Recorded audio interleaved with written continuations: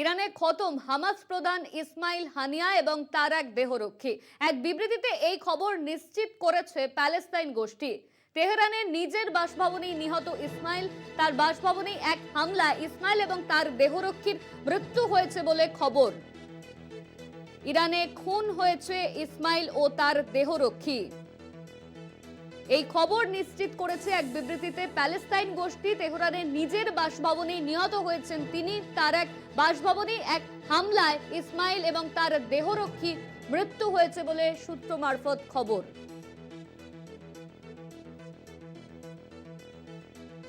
ইরানে খুন হামাসের রাজনৈতিক প্রধান ইসমাইল হানিয়া ও তার দেহরক্ষী। ইরানে খতম হামাস প্রধান ইসমাইল হানিয়া এবং তার দেহরক্ষী, এক বিবৃতিতে এই খবর নিশ্চিত করেছে প্যালেস্তাইন গোষ্ঠী। এই নিয়ে আমরা বিস্তারিত জানবো। আমাদের সঙ্গে রয়েছেন আমাদের অ্যাসাইনমেন্ট হেড দিব্যেন্দু ঘোষ। দিব্যেন্দুদা, ইরানে খতম হয়েছে হামাস প্রধান ইসমাইল হানিয়া এবং তার দেহরক্ষী, এই নিয়ে ঠিক কি জানা যাচ্ছে?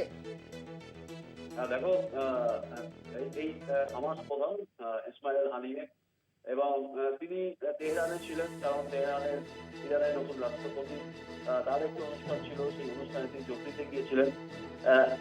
সেই সময়ই তার গুপ্ত হত্যা অর্থাৎ অ্যাসাসিনেশন তাকে করা হয়েছে বলে খবর পাওয়া যাচ্ছে। যদিও যাদের সঙ্গে হামাসের যে সংঘর্ষ বা কনফ্লিক্ট, সেই ইসরায়েলি সেনা কিন্তু এখনো পর্যন্ত কোনো দায় স্বীকার করেনি।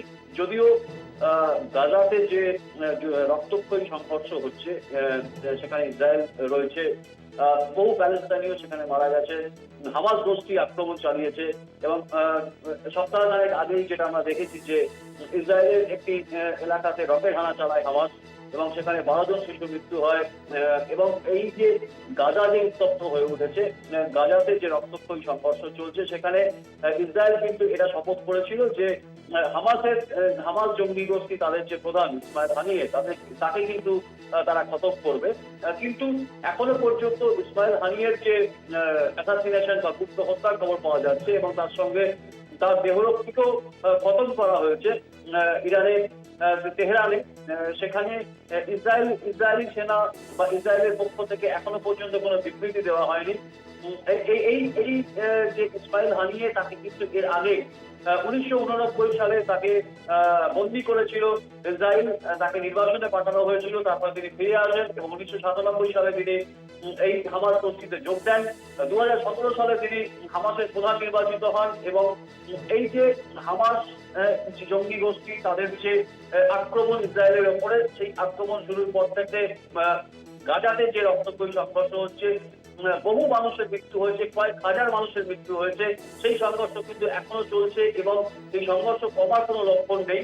গত সপ্তাহে হামাসের যে রকেট হানা, যেটা ইসরায়েল দাবি করেছে যে হামাস এই রকেট হানা চালিয়েছে এবং সেখানে 12 জন শিশুর মৃত্যু হয়, তারপর থেকে কিন্তু ইসরায়েল ক্রমশ ক্ষিপ্ত হয়ে ওঠে এবং হামাস জঙ্গি গোষ্ঠীর প্রধান ইসমাইল হানিয়েকে খতম করার জন্য তারা উঠে পড়ে লাগে।